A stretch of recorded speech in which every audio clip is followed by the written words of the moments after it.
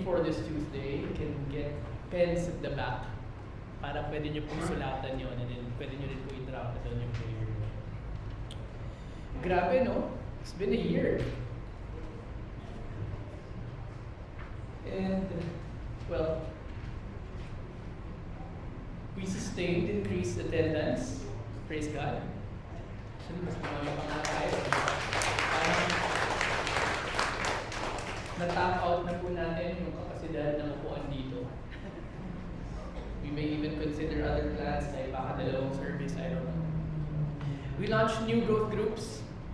Meron tayong young couples. Tapos nagkaroon din ng youth once a month. Tapos may office na tayo sa baba. Diba? Nakilala na po yun. Bagong sound system. Consider nyo. On paper, it looks like we really are an established church. But let me ask you something.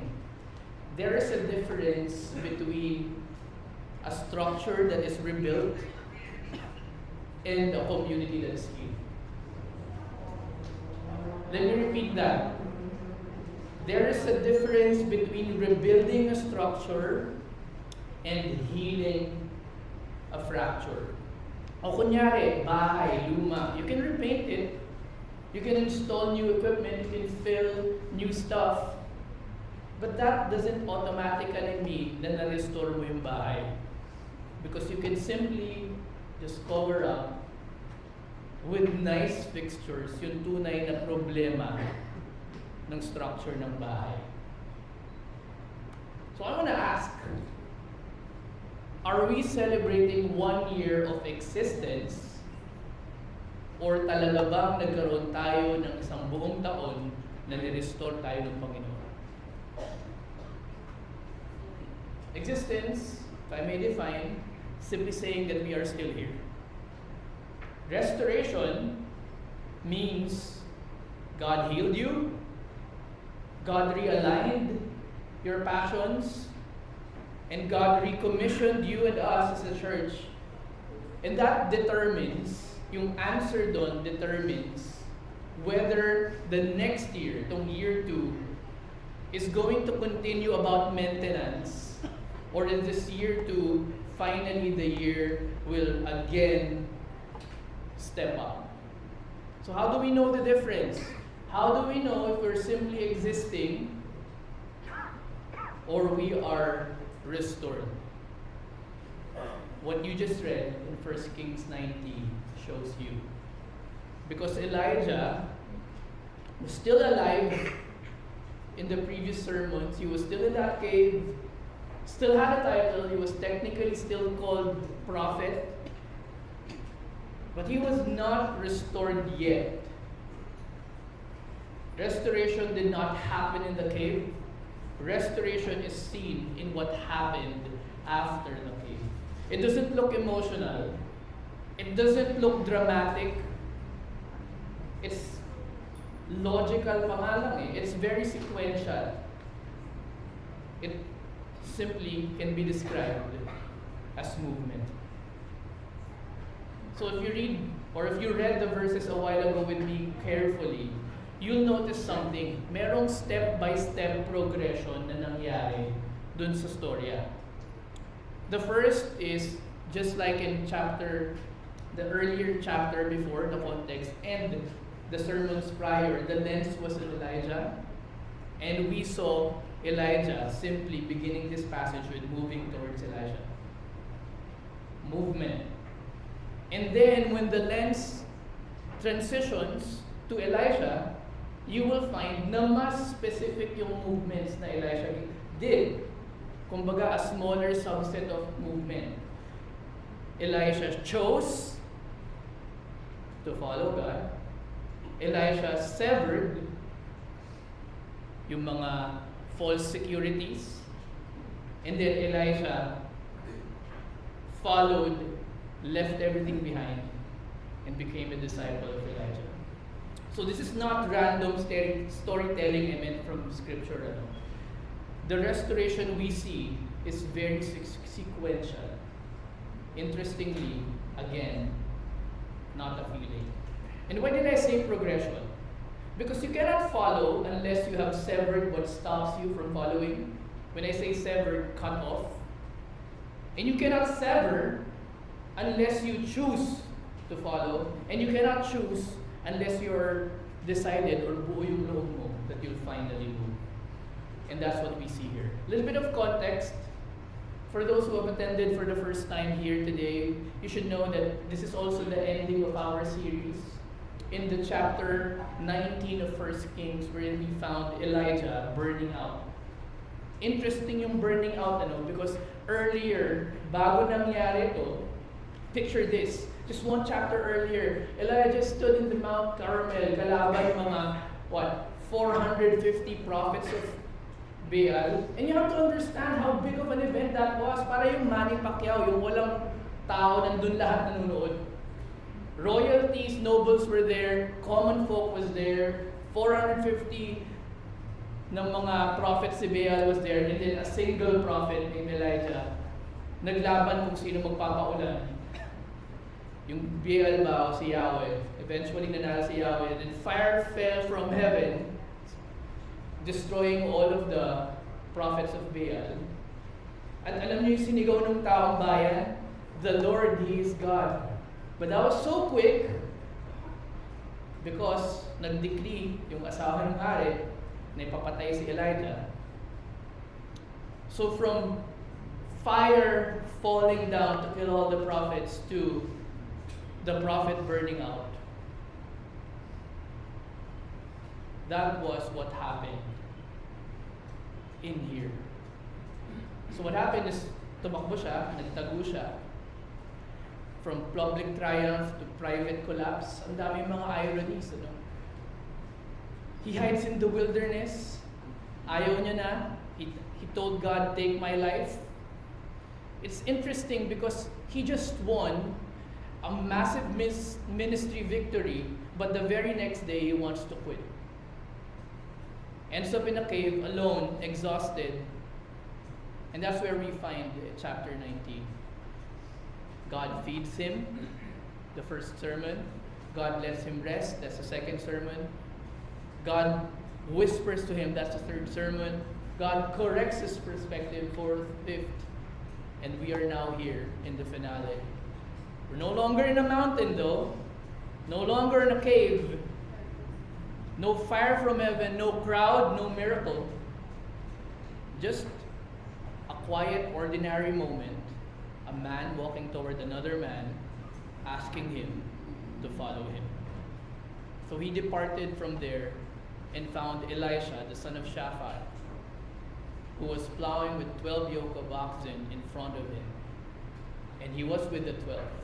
Elijah passed by him and cast his cloak upon him. That's it. No thunder, no fire, no voice from heaven, no fireball. But let me explain how powerful this is. Imagine having a family conflict.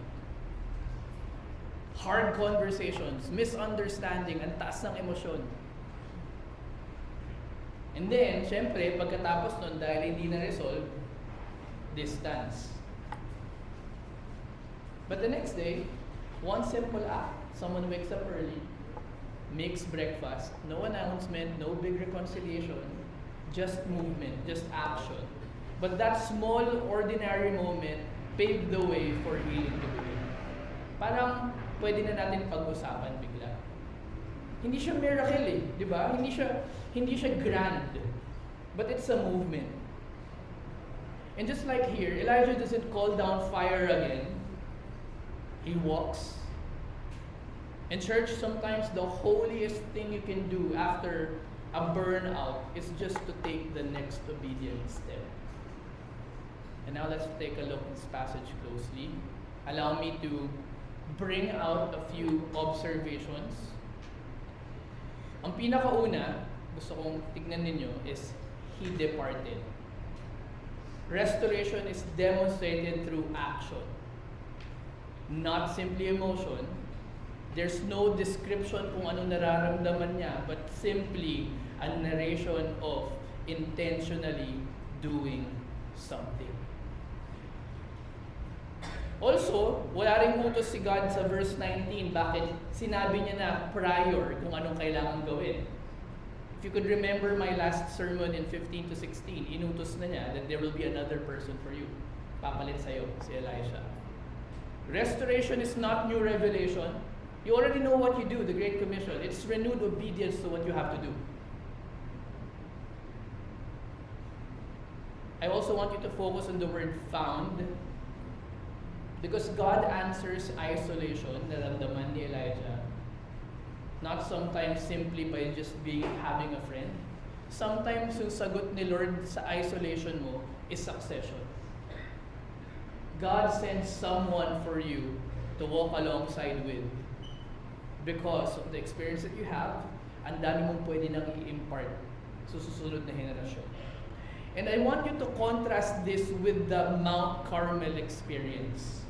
There was no fire, there was no crowd, there was no altar, there was no nation watching. It's just a walk to a field. Restoration is quieter than revivalism expects. So here's the distilled pastoral truth. Elijah is not restored because he feels strong. He is restored because he simply moved. He does not want to feel or does not wait to feel ready. He does not wait for applause. He simply takes the next obedient step. And for you, church, that matters. After splits, after disappointment, after rebuilding, after family conflicts, the question is not, do I feel fully healed already to do this? The question is, am I convinced that I have to obey? Do I follow? Do I move? Because restoration does not begin with confidence. It begins with simply, am I moving now in obedience? Couple of questions for you to reflect. What step of obedience have you delayed because you don't feel ready? Is there something God already told you clearly through the Word? Great Commission perhaps is a blanket statement. Share the gospel to that cousin, that brother, that friend. Araw-araw mo kasama, ka-office mate, but you never mentioned your faith. Or as a church, are we waiting for momentum? Or are we moving by conviction? If you're waiting to feel confident before today, you might be waiting forever. Restoration in marriage sometimes look like starting the conversation first, even if pakiramdam mo ikaw yung talo. Healing in the home might begin with sitting at the table again, just joining the conversation, just showing up to that family gathering again. You don't need a spiritual high to open your Bible tomorrow morning. You just do it. Leadership isn't proven on the mountains alone. It's actually even more proven when you walk back into responsibility without the crowds. Obedience doesn't always feel strong. Sometimes it just looks steady. And God isn't finished with you because you're older. Sometimes your next step is your most important one. GCF Rizal, your year 2 won't be built by hype. It will be built by people who keep walking. If we only lead when we feel inspired, we will build the church on emotion instead of obedience. If you stop moving, the people behind you stop too. Restored leaders don't wait for momentum. They model movement. So verse 19 shows us something simple but powerful. Elijah moved. He departed. No fireworks. Just pure, unadulterated obedience. Restoration begins when you stop staying in that cave and start walking. That's movement 1. Now the lens goes to a more specific kind of movement, because 2, 3, and 4 are movements. But now the lens would be on Elijah. paano niya i-apply yung same obedience na ginawa ni Elijah to him? Here's the tension. Movement alone is not commitment. You can walk towards something, but deep inside, you not choose it. Nadala ka lang. Alam mo yun, kunyari, marriage counseling. Kunyari, nagkakaproblema kayo mag-asawa. And you give that a shot. Sige, let's go. Let's sit in that room. They nod, you listen, you move forward. It looks like, on paper, when you talk to observants, that they're working on their relationship. Diba? But have they chosen it? Because sitting in the room, hiring a therapist or a counselor is not the same as deciding to fight for the marriage. It may look like the same, but the other one is an intention, the other one is an action. External, another one is internal. Elijah moves towards Elisha, but now Elisha has to decide. Is he hesitating? Is he delaying? Is he negotiating? He left the oxen and ran after Elijah and said, "Let me kiss my father and mother, and then I will follow you." And he said to him, "Go back again, for what have I done to you?" Dahan-dahanin natin to. Left the oxen and ran. This is not the image of hesitation. This is engaged response.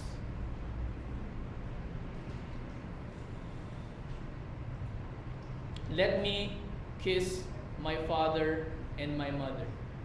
In ancient Near East, this is a respectful term or a respectful thing to do. I'll let my parents know about it. This is not delay. It is actually an acknowledgement of cost. Actually, i-heighten pa nga yan ni Christ sa Luke 9 verse 61. That you would have to leave your father and mother to follow me, something to that effect. And it's not because it's a rebuke, it's accounting of costs. Ganito kalalim ang pag-follow sa akin. And then yung sagot ni Elijah, nung nagpaalam siya, "Go back, for what have I done to you?" It sounds condescending. Pero kasi there are things that gets lost in translation because of culture, Hebrew to English and stuff like that. But you have to understand that this is not dismissal. What Elijah is saying here, the pressure of the call is not enough. The restoration invites decision. It does not coerce it. Hindi, let me repeat that, because leaders, parents, oftentimes we have this manipulative attitude, ikaw, gawin mo, ganyan. The calling is weighty enough, the calling is powerful enough, you don't need to coerce someone to do it.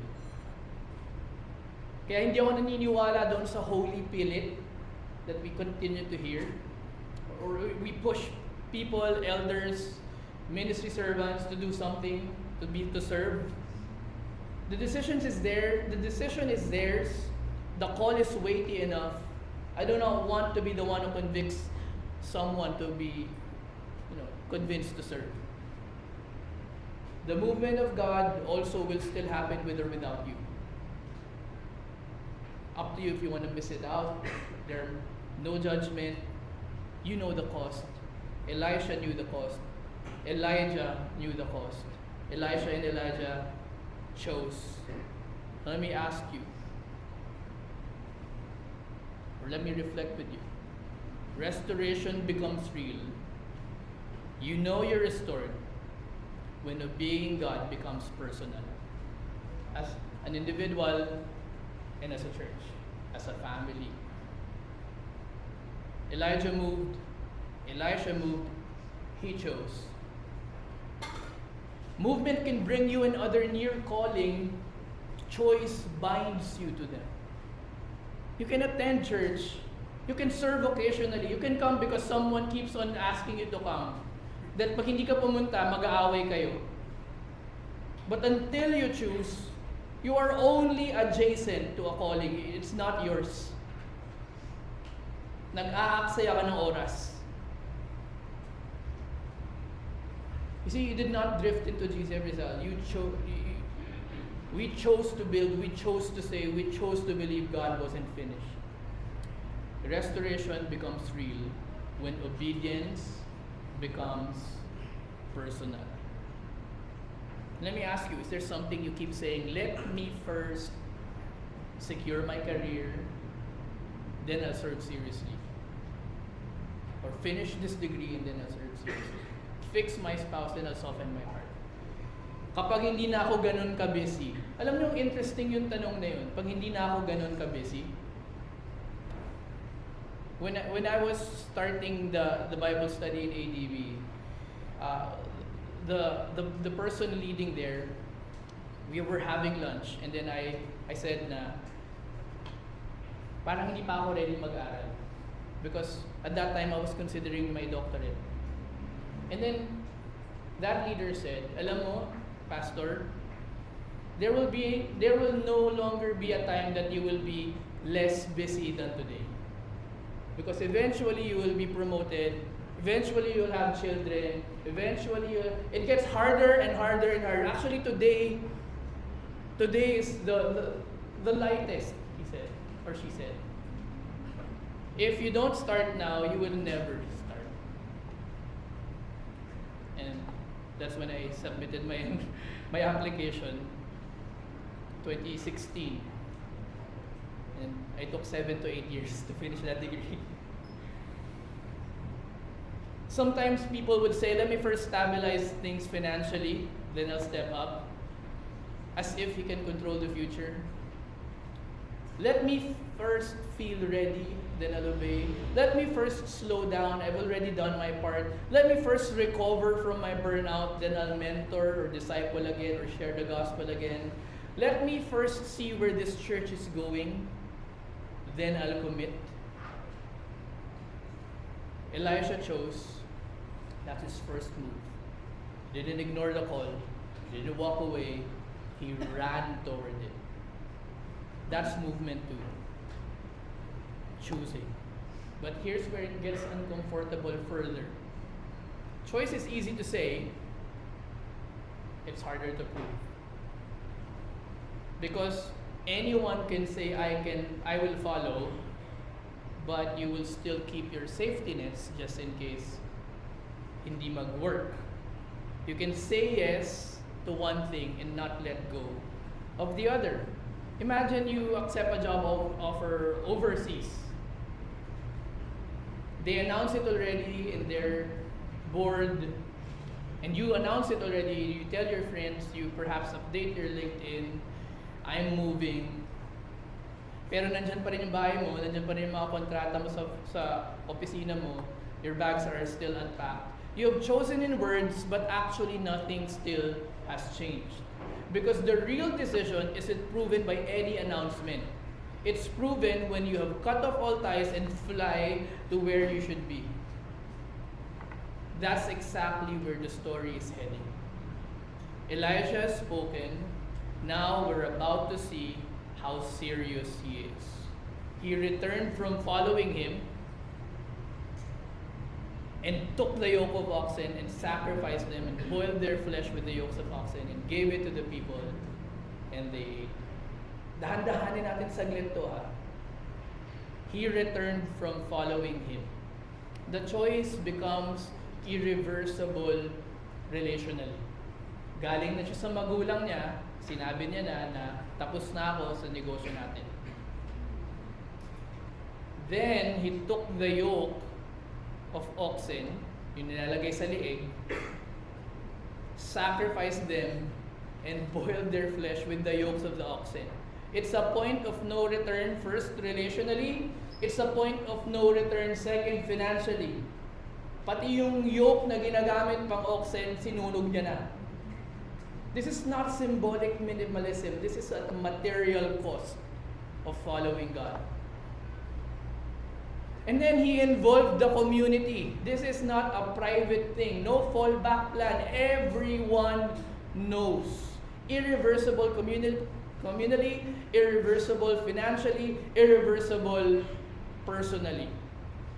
Real obedience removes the exit. You cannot follow fully while preserving your fallback.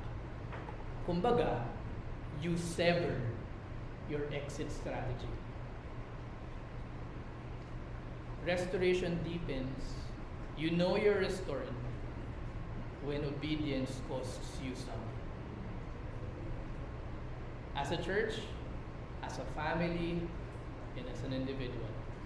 And for Rizal, if your year 1 was movement and year 2 is ownership, maturity in it requires the severance of something. Not just attendance, not just emotions, but cutting off whatever competes with obedience. The challenge is to find that false security and cut it off. The Bible defines that false security as an idol.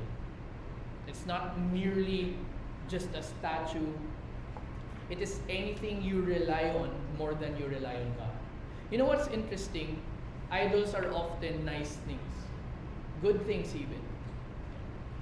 Not necessarily evil. They're simply competing with your obedience. And if there is anything common with heroes of faith,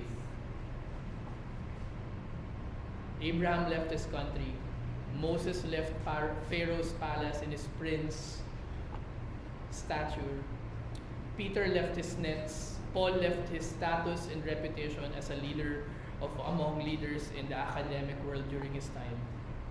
Not because those were evil, but simply because they were the ones that were competing with their obedience. Kaya napaka-personal nito eh. No one kind of sacrifice is the same. Because what tempts you perhaps is not tempting me. What you can keep is something perhaps I cannot keep because it doesn't compete with your obedience, but it does with mine. But it's all the time, often, idol is not always sinful. It's simply whatever pulls you back when God calls you forward. So, ito ang utos. Identify what gives you security apart from obedience.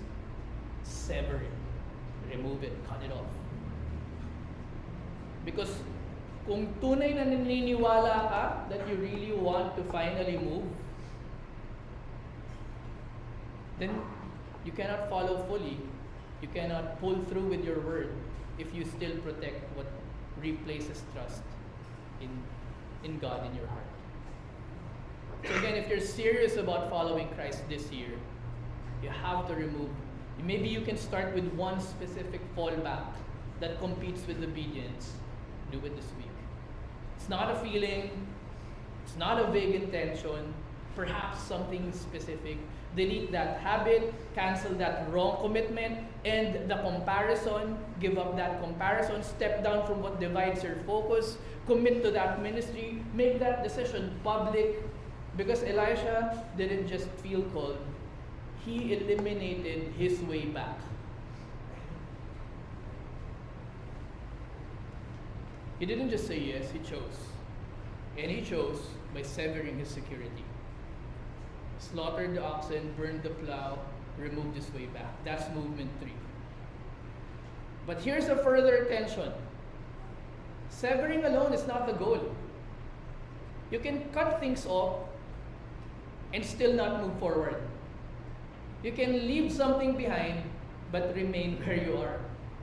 Severing creates space, but what fills that space? Imagine you resign from a stable job. Good salary, predictable bonuses, clear ladder to success. But after months of wrestling, they finally submit the resignation letter, security severed. Friends say, tapang mo, galing mo, kaya mong i-give up yan. But here's the deeper tension. Resigning doesn't automatically give you direction. Quitting something is not the same as following someone. You can burn the bridge and still stand on the shore wondering, oh, what's next? Because cutting off your old life doesn't automatically anchor you to a new one. And that's a question this text is about to answer. After Elisha has severed, does he walk? into the sunset? Does he finally have freedom from doing work every day? Or does he start his own ministry, finally his own style, what he wants, his own brand or whatever? No, verse 21 gives us the resolution. He arose and allowed himself to be mentored by Elijah. He arose and went after Elijah. This just might be one sentence, but trust me, this is deep. He arose. Following is intentional. It's not accident. But I'd like you to focus more on here. Went after Elijah. Because the word went after, it's a covenant language. What do I mean by that? It is the same word in Deuteronomy. Israel is commanded to follow the Lord your God with all your heart, with all your soul and mind. The same word went after, follow after is the same thing. Halakakare. Following is relational alignment under authority. It's a deeper kind of covenant word na ginamit niya that if a Jew would read this, would immediately be aware of the depth of this commitment and assisted him.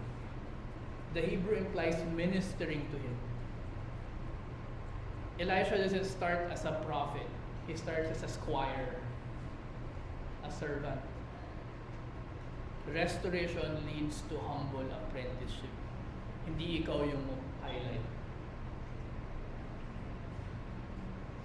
So is obedience leading you toward humble service? That you cut things off so finally you can serve, or I cut things off, finally I can do my own thing.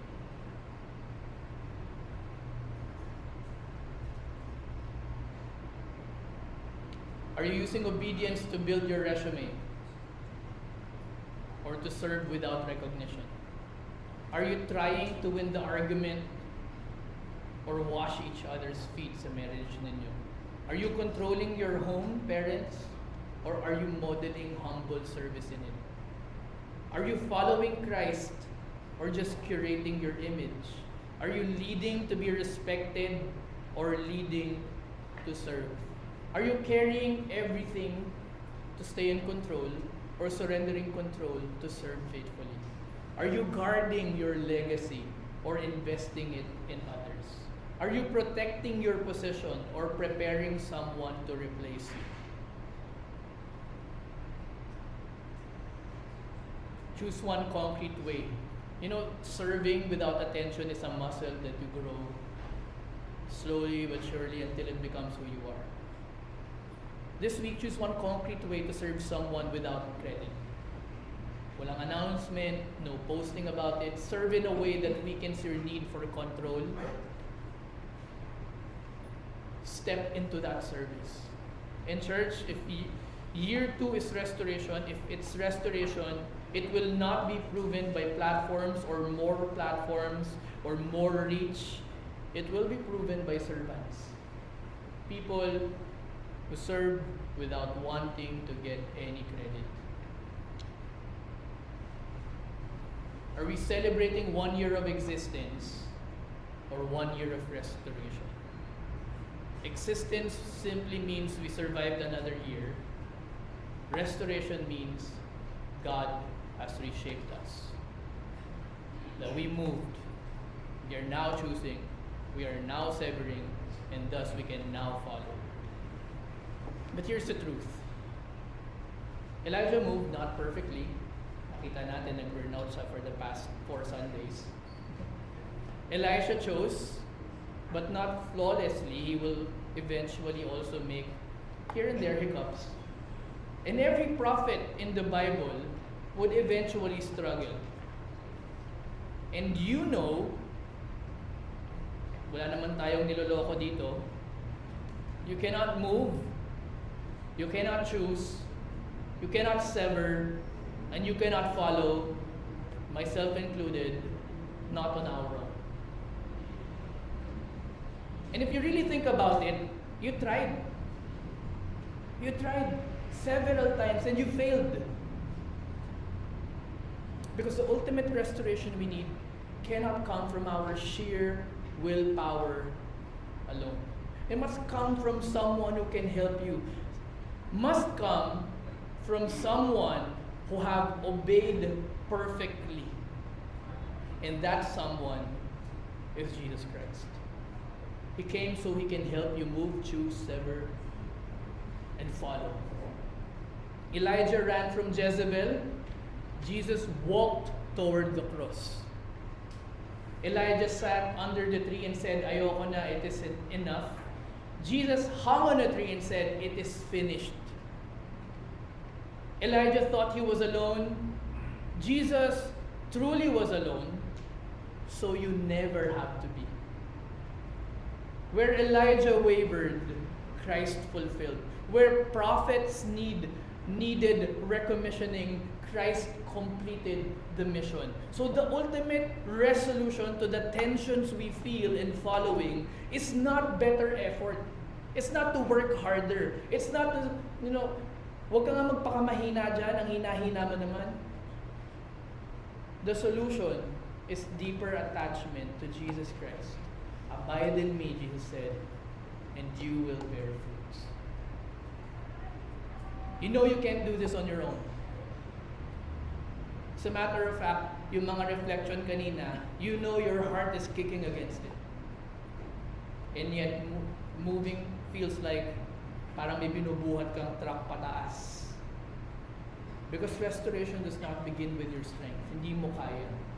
It begins with His finished work. And that leads us to our purpose. If you were here last December, we had a vision casting. Fill your horn with oil. Ang nangyari dyan in yung previous nating sermon series, sinabi si Samuel na mourn pa kasi put all his eggs in that basket called King Saul, and then only si King Saul nagloko. And then God talks to Samuel, "How long will you grieve over Saul? Since I have rejected him from being king over..." Gano'ng katagal ka magmumorn? Sabi. Fill your horn with oil. Yung horn, yun yung lalagyan nila ng flask nila ng oil. Built up. Ginawa yun sa ram's horn. Lagyan mo ng oil because meron ng David. It symbolizes calling. It symbolizes empowerment. The next steps, it's already here. Year 1 was movement, year 2 is ownership. And 2026 will be anointing, not hype, not platform, not noise, but a church filled and ready. End of March, Saturday, we will have a leaders table, gathering of all growth group leaders, ministry leaders, potential leaders. Maybe God is calling you to also consider leading. We also had been preparing and praying for new elders. And maybe God is calling you. Maybe to be an elder, to be a pastor. Pareho lang yun sa scripture. Maybe attending that is your first step. We are about to end EE. Maybe in the evangelism explosion. Maybe next batch gusto mong matrain kung paano mag-evangelize. How long will you delay the call to share the gospel to your friends and families? I had a conversation with P. Larry this last Thursday, and I simply asked, I don't want to coast. Nasanay na ako sa rhythm ko. Nasanay na ako, marunong na, parang the weekly grind of preparing sermons and church life. I want to prevent myself from being too comfortable. So what do you do? What do I do? What do you do? And he said, never settle for pwede na yan. Don't add a job, become better in what you're doing.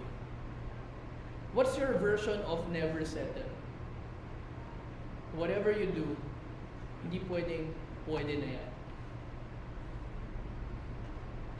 If you are already a believer, this is your call to recommit, to intensify that commitment, to move again, to choose again, to sever again, to follow again, and yet do these with deeper resolve than ever. And it's not to earn God's love because you already have it in full, but because Christ has already secured it, and Christ will help you. And if you are here and you have never truly received Jesus, maybe you are successful, you are functioning, your life looks stable, people even celebrate you, but inside, no matter how you try to talk it down, you know that something is off. Maybe you feel tired, not just physically, but spiritually. Maybe you've tried self-improvement, you've tried discipline, you've tried different religions, but none can remove maybe guilt of what you did. None can quiet shame of the things that was said to you when you were younger. None of those can carry your sin. And you may be existing, but the word restored is a foreign thing to you. Because restoration, my friend, is not self-repair. It is surrender. Restoration begins when you stop trying to secure yourself. It's not another relationship. It's not more success, more money, more platform. It's trusting the one who already secured you. Jesus did not call people to just call people to burn plows. He carried the cross. He did not just model obedience, he obeyed perfectly. He did not just speak about life, he died and rose to give it. If ikaw ito, you're tired of performing, you're afraid of losing control, today you are invited not to try harder, but simply to come. And you can be a new creation. Behold, all is past, the new has come. I'd like to pray for first the believers here to recommit, and then for those who have been invited here perhaps, or you've been here for quite some time, but you've never really made that resolve to receive Jesus Christ. I want to pray for you. If you are a believer, and you know you've been existing more than following, pray this with me. Lord Jesus, I confess that I have tried to manage my life in my own strength. I have relied on control more than trust. I have delayed obedience because I didn't feel ready. Thank you that your love for me is already secure. Thank you that I don't obey to earn your grace. I obey because of your grace. Restore my heart again. Give me courage to move where you are leading me. Help me, Lord, to choose you daily. Give me wisdom, Lord. Ano ba ang kailangan kong i-cut off? And teach me to continue to follow you humbly.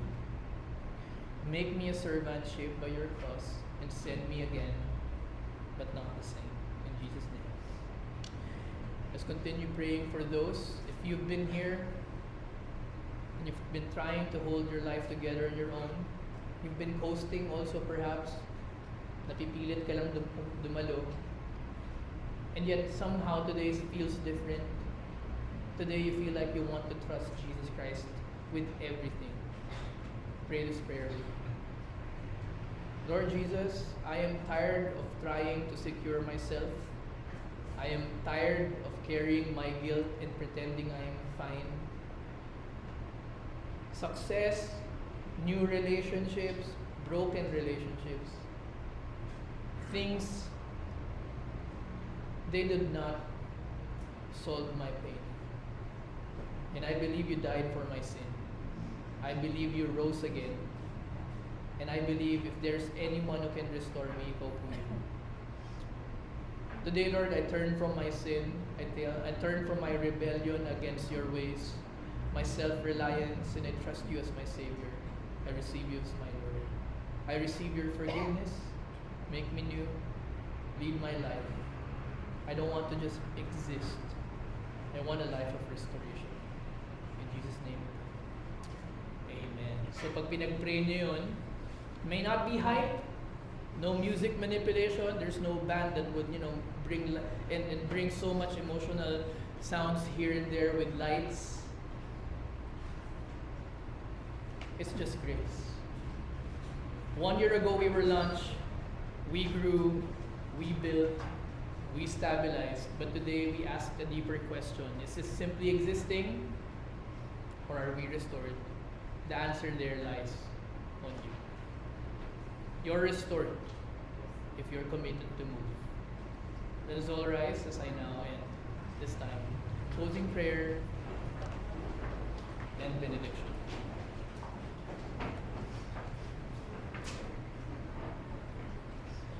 Panginoon, as we enter year 2, we do not want to maintain what you have built. We simply want to walk in restored faith, movement. We want to sever, we want to follow. We want to follow Christ. We want to live like Christ. So help us, church. Help this church, be sent again, but not the same. Father, thank you so much for your faithfulness. Dismiss us now with a renewed commitment to follow you again. We surrender this entire year to you. We are excited. We are excited in what you will do. We are also dependent on you because we will face trials as all communities do. And yet we are quite sure that through that trials, when we look back, it's also the means by which you will use to grow our community. We thank you, Lord, for your faithfulness. We thank you for everything that you have sent. And may you continue to bless us. Bless our conversations after this gathering. Bless our times with our families. Bless our work this week, our productivity life. Bless our relationship. And may we continue to glorify you with everything that we do. Continue to shape our imaginations, our plans, our hopes with your word.